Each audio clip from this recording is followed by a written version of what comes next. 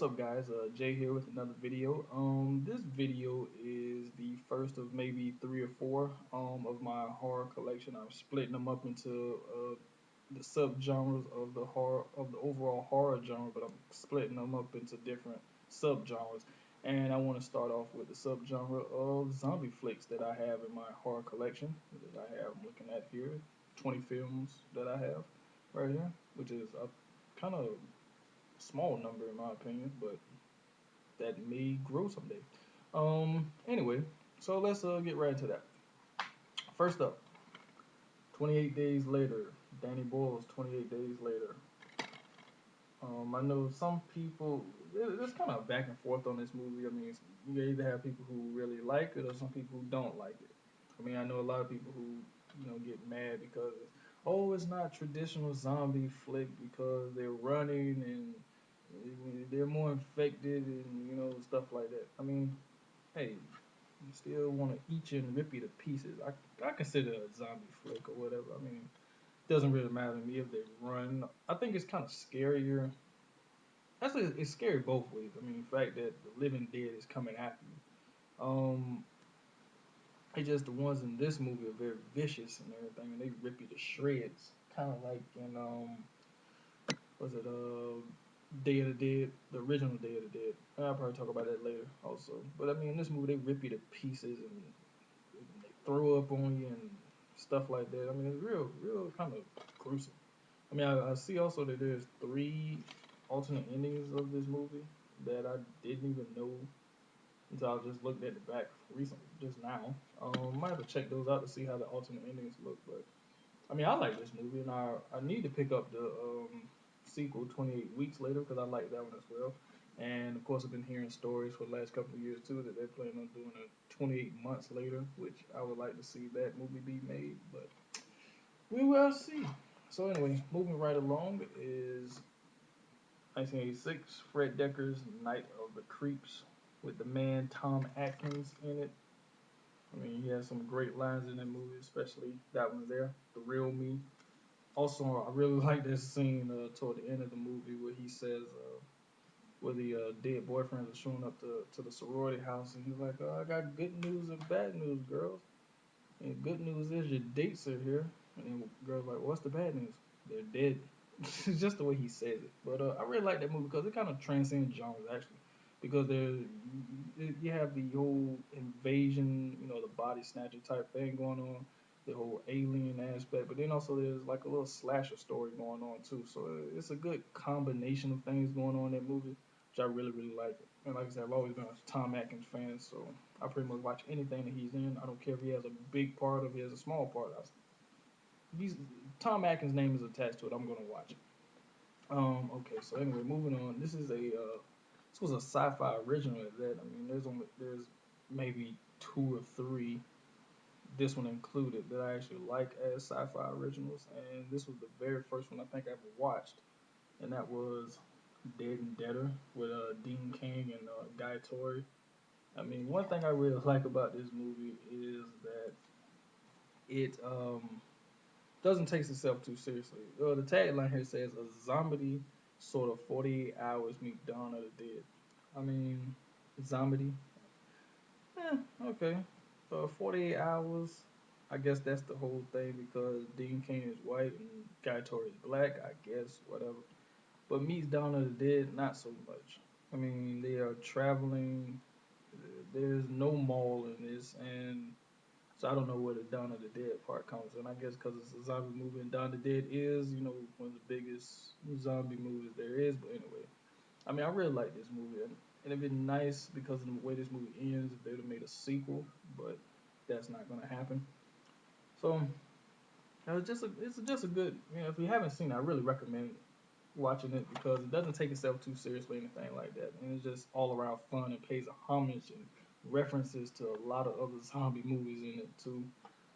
So that's Dead and Deader. Moving on, we have another zombie or zomcom, and that is Shaun of the Dead. Yes, I have to say it like that, Shaun of the Dead.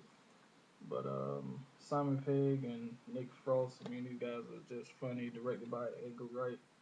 It's another one that pays homage a lot of homage to George Romero's Living Dead movies, especially Dawn of the Dead. Excuse me. Just a lot of stuff in this movie that make you laugh and people getting ripped apart and just over the top. But it's great. I mean, it's just a great homage to George Romero's movies. Next is excuse me. Even though it's in a double pack, but the only one that I'm talking about here is Land of the Dead. I mean that's the Dawn of the Dead remake, but I'm just talking about Land of the Dead.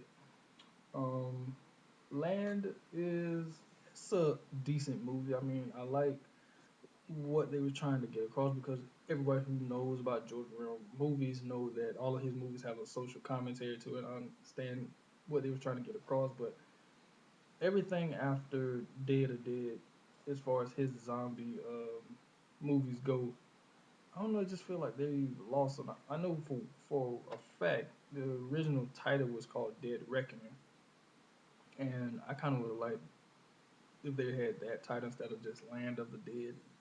But I mean, Land of the Dead, I mean, falls in line more so with his Dead, movies opposed to Dead Reckoning. But Dead Reckoning just is a cool name. Plus, that's the name of the big truck that they drive in the movie.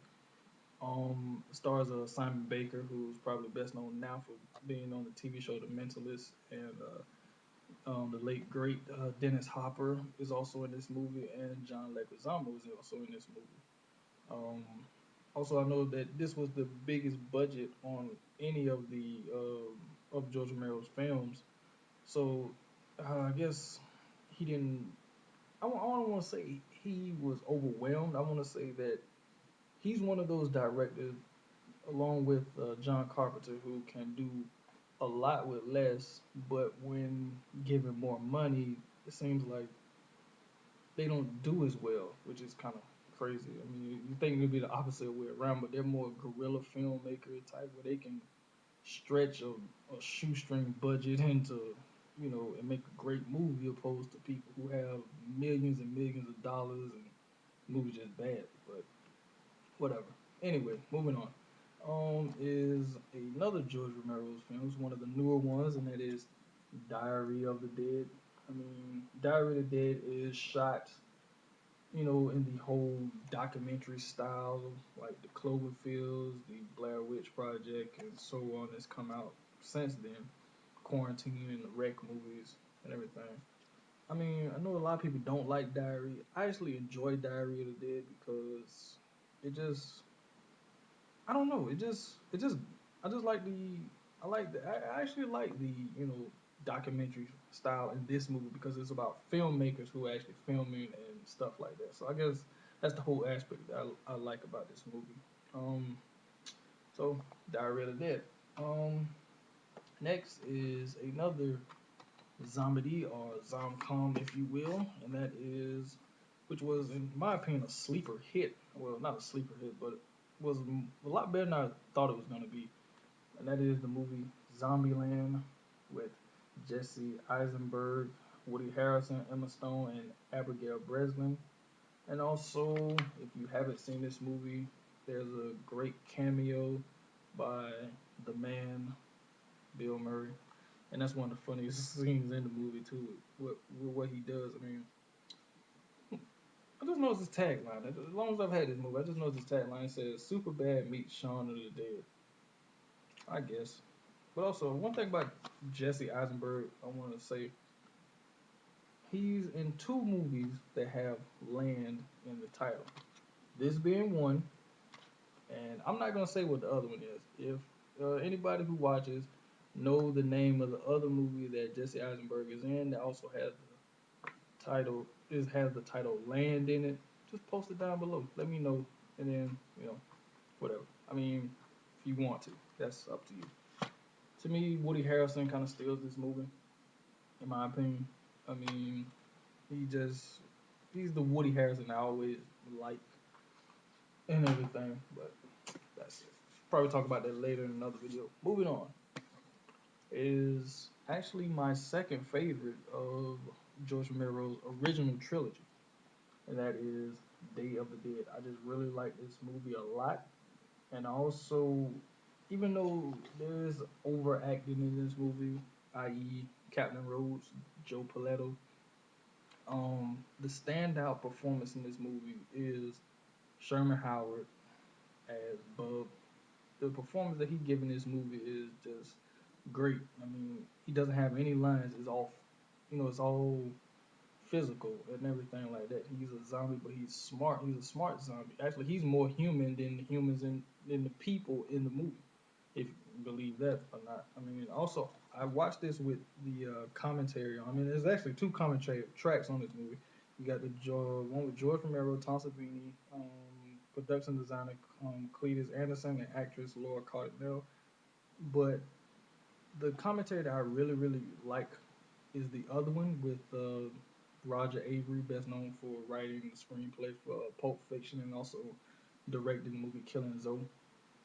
I really like his because he does it from a fan aspect and he talks about how great a performance that Sherman Howard gives in this movie. And if anyone who owns the movie or anything, if you watch it and you watch it with the commentary and listen to Roger Avery talk about it, you can tell he's really passionate about it. And also, I mean, Sherman Howard's performance in this movie is bar none the best performance, followed closely by Joseph Paletto as Captain Rhodes. So there we go. Day of the Dead.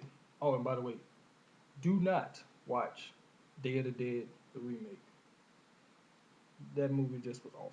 Anyway, moving on is I have Return of the Living Dead 2, which is a, it's a great. I actually enjoy this movie a lot. I mean, I've only seen the first three, not Return of the Living Dead, because I've heard anything after three, the series just goes, you know, just goes to hell in a handbasket. The funny thing about part two is that you have James Cameron and Tom Matthews, who was also in the first movie, come back as different characters, and they kind of make reference to the fact, it's an inside joke that they're back in this movie and experiencing the same thing, and even say have a few lines that's kind of a throwback to the first one, like when James Cameron say, "Watch your mouth, boy, if you like this job," and the way Tom Matthews say, "Like this job, like this job." It's like he's remembered. It's like, why do I feel like I said that before? Because he actually did say it before he said it in the first one. And it's just, I like this movie, even though it'd have been nice if they had that running joke throughout the franchise of having Tom Matthews and James Cameron popping up in the movie. But, I mean, this one's good, but it's not as good as the first one. But still worth the watch.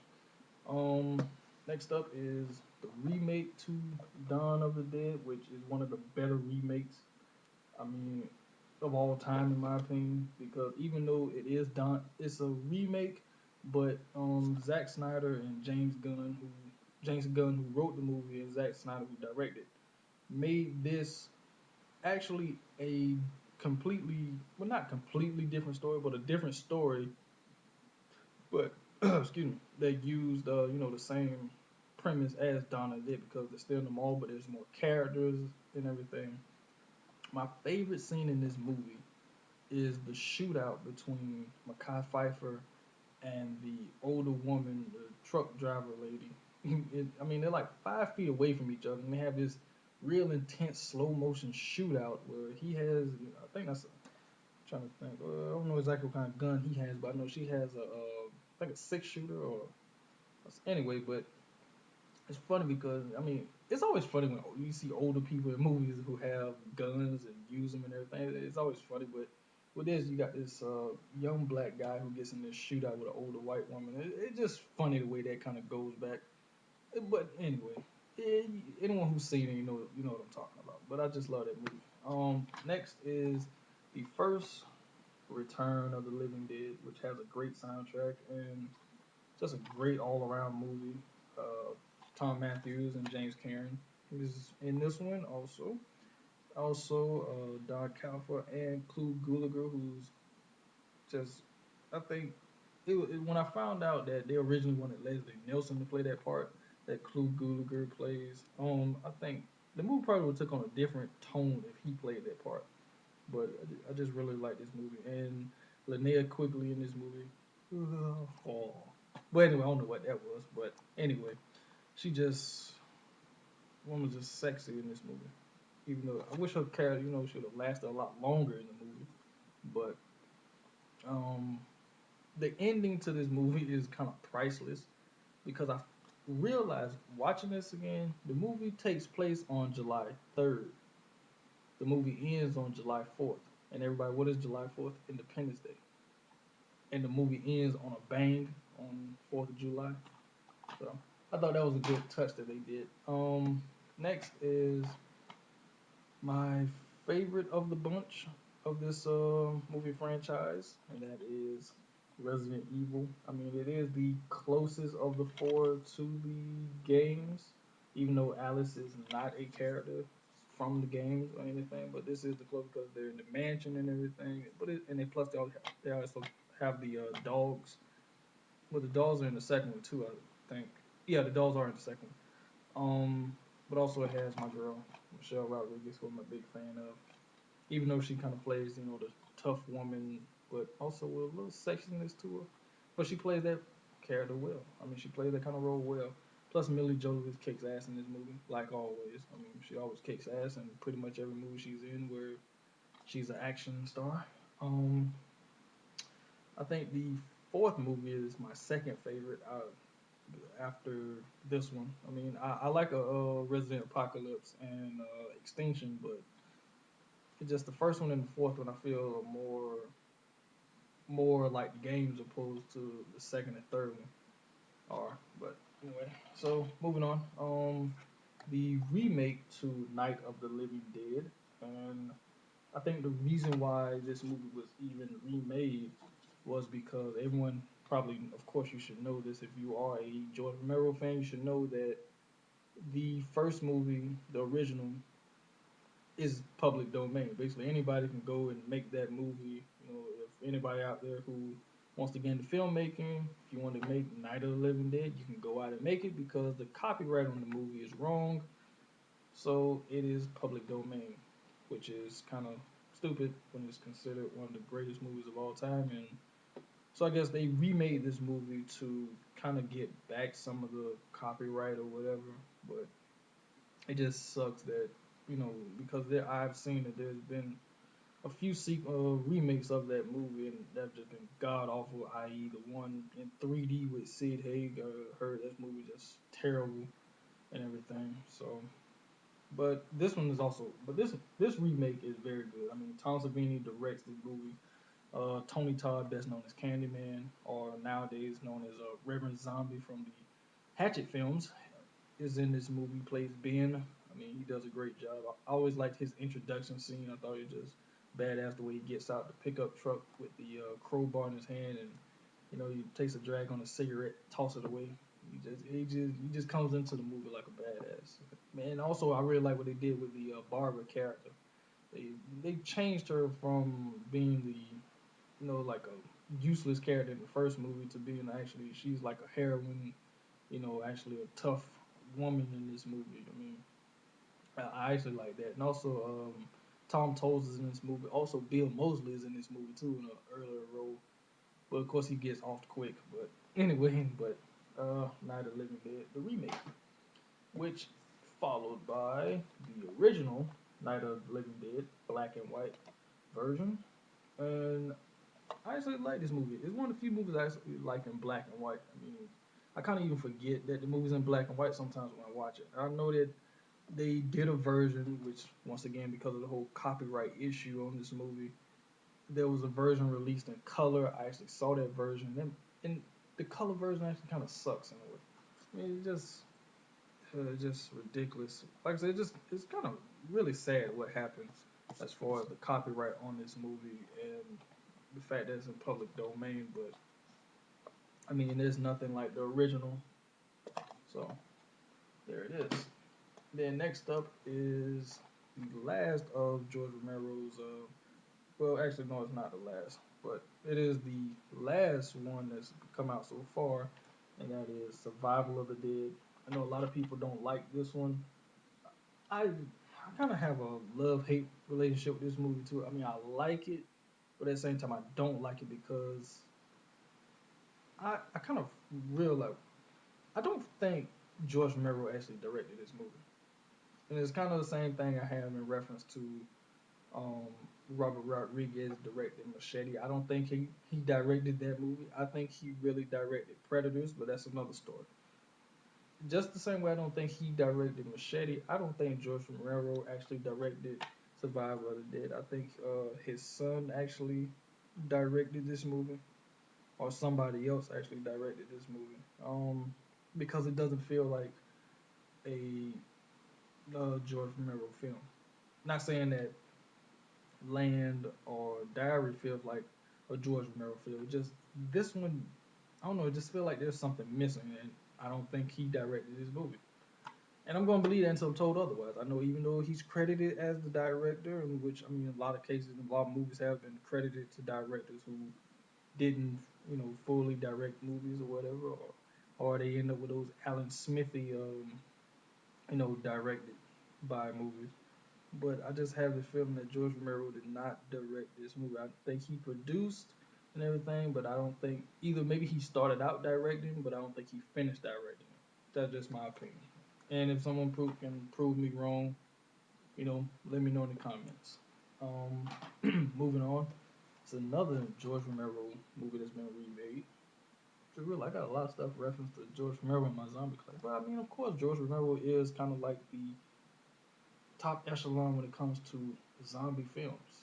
But anyway, this movie is. Let me just peel this off real quick. Whatever the hell this is. Anyway, remake of his original, The Crazies, which I thought was another very good remake, starring Timothy Olyphant, Rhoda Mitchell, and Joe Anderson. Also Danielle Baker. I think that's how you pronounce it, Baker, or whatever. She's also in this.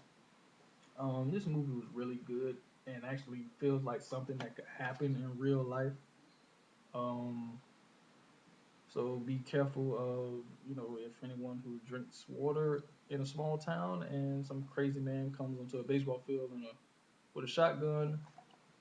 If that happens, then your town might be infected with crazies.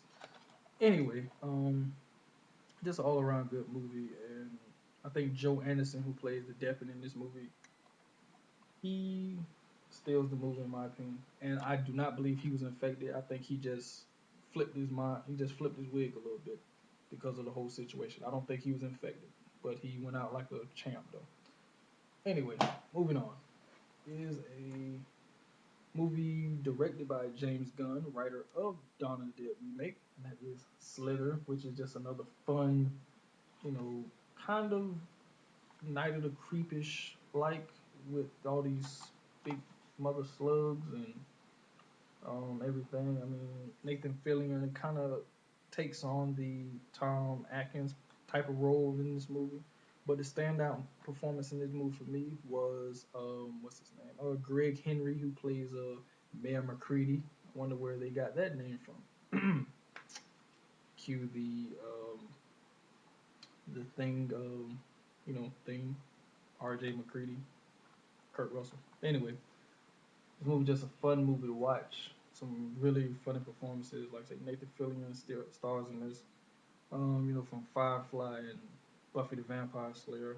Um, yes, I watched Buffy the Vampire Slayer when it was on. Yes, I did watch it. But anyway, that is a whole nother subject that I do not want to talk about.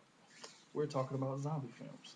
So moving on is the American version of the movie Wreck, and that is Quarantine, which I like both, and I've been actually watching both series. Kind of watching both to see how they can stack up, and after seeing both sequels to Wreck and Quarantine, both series are starting to go their own separate ways now, which is kind of a good thing because who really wants to see, you know, the same version just in a different language and you just dub it over to another language? Which I was kind of disappointed that Wreck 2 did not dub English dub it the way they did the first Wreck. But whatever. I mean, I don't really mind subtitles, but I mean, if you did it with the first one, why can't you do it with the second? That's all I'm saying. For anyone who hasn't seen the film, uh, I'm just gonna go ahead and spoil it for you. It sucks that this is the last. The scene on the cover here is the last scene of the movie. It's the last frame of the movie. and I don't understand why they would do that. But I mean, they did it with the original, but I still don't understand why would you put the last scene of the movie as the cover? That makes no sense to me. I don't know because people are gonna be sitting there waiting to see the scene, so when it do come up, you know exactly what it is. That's just me. The sequel to this movie um is decent, and it takes place, I think, at the same time as as the first movie is going on. Um, because they also make reference to the man from Boston, who apartment that they go in towards the end of the film, and they find all the doomsday stuff, in his apartment and all that stuff. And because I think the Doug Jones character, the thin man that's up in the attic, he's a test subject and not the man from Boston, which I found out by going on IMDb and talking over there with certain people. I found that out because I was kind of curious about that. But oh, and one thing about this movie, even though it's all supposed to be, it's all handheld and everything, I figured out that even though the ending, which I think is one of the great endings, where they're running through the whole, well, not the very very end, but when they're running, it's just the reporter, the cameraman, and Jay Hernandez, the firefighter, is left, and they're running through the building, and it's like a curtain call to all the characters as they have been, turned into zombies and rage infected people, whatever. As they're running back, it's like a curtain call to all of those characters. You can tell that there's edits, even though it looks like one take, because of the fact that Jay Hernandez loses his voice throughout throughout that whole sequence. I mean, I guess maybe I just watch movies too much or whatever, but I've noticed that he loses his voice throughout, so it's different takes and everything, opposed to it just being one continuous shot. Because I don't know anyone who kind of lose their voice or whatever like that, like how he does it. And I think I know exactly where the cuts. I think every time they stop, it's a cut. But anyway, that's just me because I watch film like that. But if you haven't watched Rec, um, anything, I highly recommend you watching Rec and then watching Quarantine, opposed to watching Quarantine and then watching Rec, because that's how I mean. Even though I watched them backwards, but I kind of recommend watching the original first, then the other versions like that, because I think you would it would be better to kind of see stuff in its original language than anything. But I do recommend watching Quarantine also. Next up is a movie that I was actually proud to actually see in the movie theater, even though it did not do well in the theater as one big giant movie, but it had a great they had a great idea of trying to do two movies like that, and that is Grindhouse's Planet Terror with Rose McGowan as the girl with the machine gun leg. Also starring Bruce Willis, even though he's not credited. Josh Brolin as Dr. Block, who I think I would have liked to see more in the movie. And actually, you do see him more in this version opposed to the theatrical version. Freddie Rodriguez as El Rey, the Snake Plissken S type character. Marley Shelton as Dakota, which we find out is Earl McGraw's daughter. Robert Rodriguez directed, and this movie is just great. I mean, also you have Michael Bean is in this movie, and Jeff Fahey, Fergie from Black Eyed Peas is in this movie. Also, Robert Rodriguez makes a cameo appearance in this movie toward the very beginning. I mean, I just really love this movie. And that sequence at the end when she, finally gets the machine gun leg and get to do what she do with it. It's just a great, scene. Just sucks the way what happened something toward the end, but I guess he kind of that person had to die in order for another character to embrace who they become or whatever. And then, last but not least, the ultimate zombie movie, and that is Dawn of the Dead. Yes, I mean I really love this whole edition, the ultimate edition. I just love this whole edition. But anyway, it has all the versions of the film in this edition, and I've watched every single version of the movie, and I mean, there's nothing. you can say bad about this movie. If you don't like Dawn of the Dead, George Romero's Dawn of the Dead, there is something wrong with you. Yes, I said it. There is something wrong with you if you do not like this movie because it has everything that you want in this movie. You get people heads blowed off in apartment buildings. You get Santa Claus getting attacked. You're getting people arms ripped off and blood, guts, and entrails all over the place. It's just great all around fun movie, even though it's zombies, ripping you to pieces, but still just a great movie. Ken Foray has the best line in the movie. There's no more room in hell. The dead will walk the earth. I don't know, just something chilling the way he says it. Even though he has a cameo appearance in the remake and he says the same line in that. It's just chilling the way he said it. Just a great, great movie. I know I've rambled on here enough about my zombie collection, and I'm gonna do the next one. I'm not sure if I'm gonna do the slashers or if I'm gonna do creature features. I'm not sure yet, but I'm probably gonna think about it and I'll flip a coin and pick whichever one I want to do. I want to thank you guys for watching. If you did watch, I know this video is kind of long. It's probably one of my well, it is my longest so far, longest video. But thank you if you sat through and listened to me talk about my zombie films and give a little insight into what I found, some information that you may or may not have known about them. Rate, comment, comment down below. Thank everybody for watching. I will see you guys next time. Peace.